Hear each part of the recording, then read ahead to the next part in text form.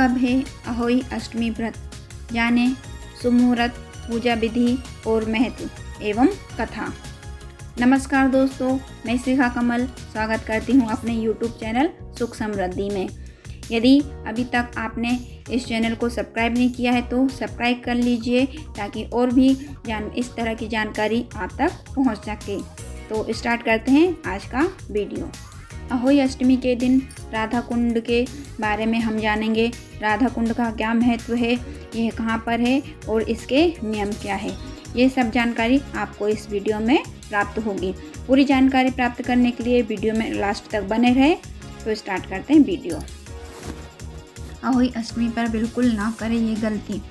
पहला, अहोई अष्टमी हिंदू समुदाय विशेषकर माताओं के लिए गहरा सांस्कृतिक और धार्मिक महत्व रखती है। अहोई अष्टमी का व्रत माताएं अपने बच्चों की भलाई और लंबी उम्र के लिए देवी अहोई माता का आशीर्वाद और सुरक्षा पाने के लिए करती हैं।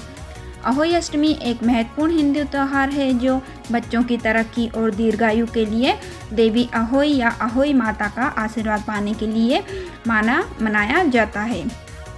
इसे माताएं बड़ी श्रद्धा और प्रेम से मनाती हैं। अहोई अष्टमी हिंदू कैलेंडर के अनुसार कार्तिक महीने के कृष्ण पक्ष की अष्टमी तिथि को आती है।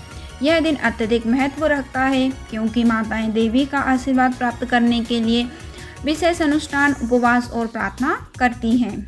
आइए जानते हैं इस साल कार्तिक माह के अहोई अष्टमी व्रत की तिथि, मुहूर्त और महत्व।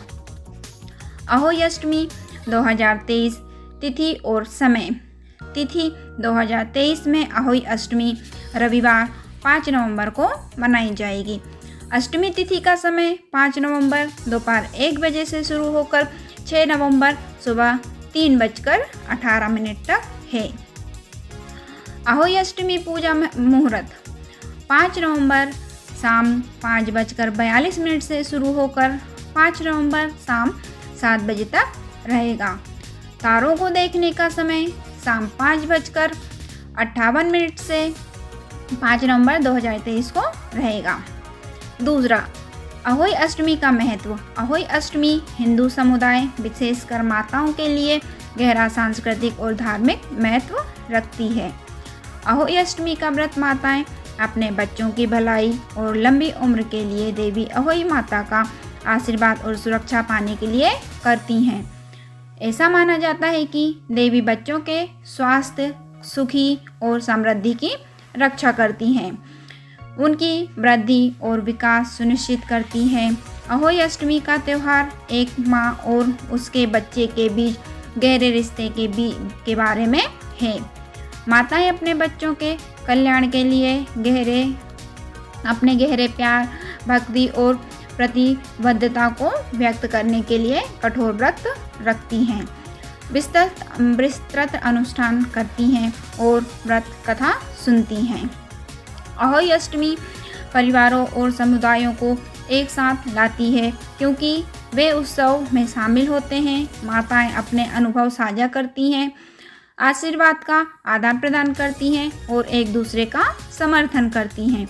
यह त्यौहार समुदाय के सदस्यों के बीच एकता, सौहार्द और आपसी सम्मान की भावना को बढ़ाता है। जैसे करवा चौथ व्रत पति की सलामती और लंबी आयु के लिए होता है, उसी तरह अहोई अष्टमी व्रत संतान के जीवन, दीर्घायु और उज्जवल भविष्य के लिए रखा जाता है।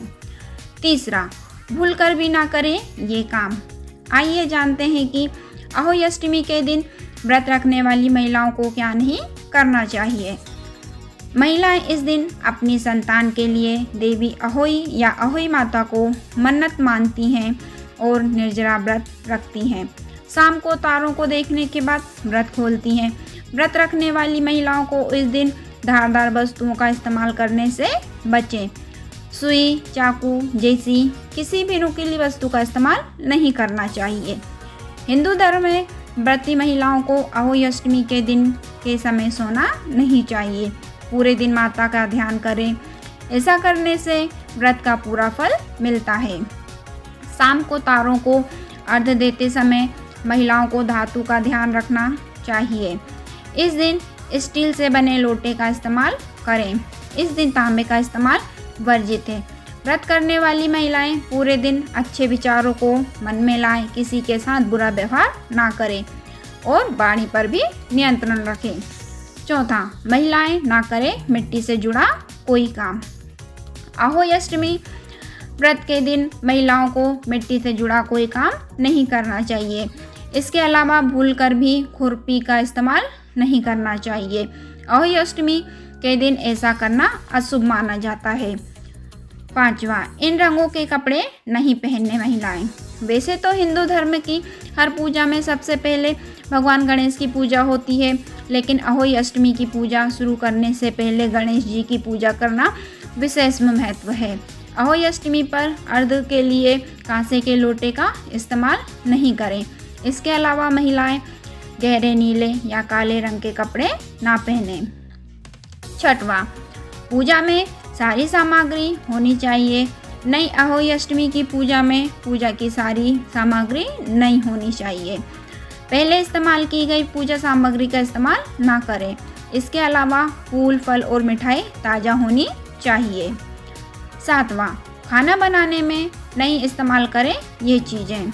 अहोई अष्टमी के व्रत के दिन खाना बनाने में प्याज, लहसुन और तेल आदि का इस्तेमाल नहीं करना चाहिए। आपने गौर किया होगा कि किसी भी प्रसाद में लहसुन और प्याज नहीं डाला जाता है। कहा जाता है कि लहसुन की उत्पत्ति राक्षस से हुई थी, इसलिए पूजा पाठ के लिए किसी भी काम के लिए इसका इस्तेमाल नहीं किया जाता है। गलती से भी घर में बड़े बुजुर्गों का अनादर ना करें। आठवां, करवे का इस्तेमाल। अहोई अष्टमी के व्रत में जिस करवे में जल भरकर रखा जाता है वो वही करवा होना चाहिए जिसका उपयोग आपने करवा चौथ पर किया है। पूजा में मुरझाए फूल या इस्तेमाल हो चुके फल, मिठाई का पुनः प्रयोग ना करें। नौवां, तामसिक भोजन। अहोई अष्टमी के व्रत में खान पान का विशेष ध्यान रखें। व्रत करने वाली महिलाएं निर्जला उपवास करें और घर के अन्य सदस्यों के लिए प्याज या लहसुन वाला खाना ना बनाएं। हो सके तो इस दिन सात्विक भोजन का ही सेवन करें। 10वां, मांस आदि का सेवन ना करें। अहोई देवी का व्रत रखने से एक दिन पूर्व तामसिक भोजन जैसे मांस, मदिरा, प्याज, लहसुन आदि का सेवन कतई ना करें। माना जाता है कि तामसिक भोजन से मन में नेगेटिव विचार आते हैं। ऐसे में व्रत से पहले हमेशा सात्विक यानी सादा भोजन ही करना चाहिए। वेद शास्त्रों में इस बात का उल्लेख किया गया है कि सात्विक भोजन से मन, वचन और कर्म में शुद्धता आती है। इस संबंध में कहा जाता है कि जैसा अन्न वैसा मन। इसका मतलब ये है कि जैसा आप भोजन करेंगे वैसे ही विचार आपके दिमाग में पैदा होंगे। 11वां, बच्चों का रखें ख्याल। यह व्रत महिलाएं अपने बच्चों के लिए रखती हैं, इसलिए इस दिन बच्चों को बिल्कुल भी डांटना नहीं चाहिए। ऐसा माना जाता है कि इस दिन राधा कुंड में जो भी कोई निसंतान दंपति अहोई अष्टमी के दिन स्नान करता है उसे संतान की प्राप्ति अवश्य होती है। राधा कुंड में स्नान आधी रात के समय यानी निश्चितता के समय किए जाने की मान्यता है। अहोई अष्टमी के दिन आधी रात के दौरान राधा कुंड में स्नान शुरू होता है और यह पूरी रात भर जारी रहता है। स्नान के बाद राधा कुंड पर कच्चा सफ़ेद कद्दू यानी पेठा चढ़ाते हैं। देवी को चढ़ाए जाने वाले इस प्रसाद को यहाँ पर कुष्मांडा कहा जाता है। कुष्मांडा का भोग लगाने के लिए उसे लाल रंग के कपड़े में लपेटने की परंपरा है। इसके बाद जल्द ही संतान प्राप्ति के लिए देवी राधा रानी का आशीर्वाद लेने के लिए दंपति पानी के टैंक में खड़े होने के बाद पूजा करते हैं और कुष्मांडा सफ़ेद कद्दू देवी को चढ़ाते हैं। 12वां, जाने राधा कुंड का महत्व। कान्हा की नगरी मथुरा में स्थित इस कुंड का राधा कुंड का यूं ही तो काफ़ी महत्व माना गया है, लेकिन अहोई अष्टमी के दिन इस कुंड का महत्व कई गुना बढ़ जाता है। मान्यता है कि अहोई अष्टमी के दिन मध्य रात्रि में अगर कोई निसंतान दंपति इस कुंड में पूरी श्रद्धा के साथ स्नान करता है तो उसे पुत्र रत्न की प्राप्ति अवश्य होती है। 13वां, जानिए कैसे बना राधा कुंड।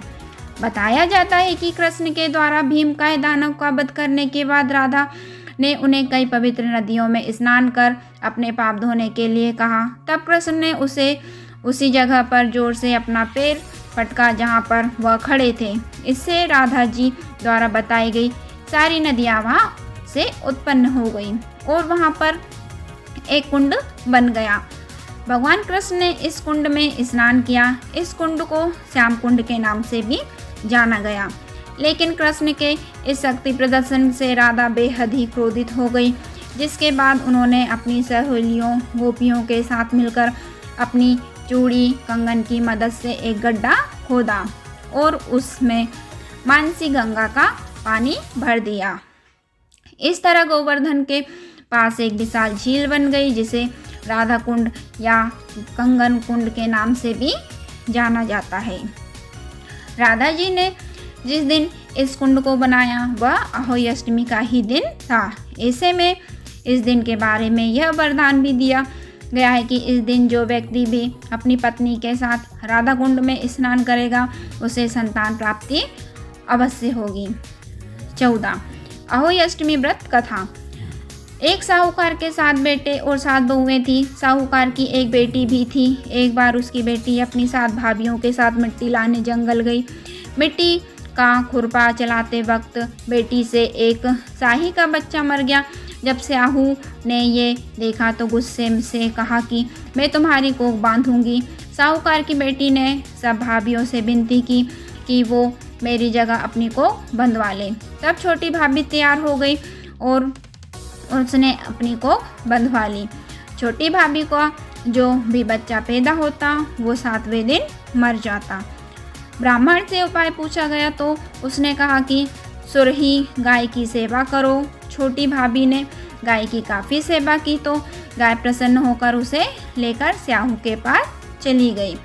वहाँ स्याहू ने छोटी बहू की सेवा से प्रसन्न होकर उसे 7 पुत्रों और 7 बहू होने का आशीर्वाद दे दिया।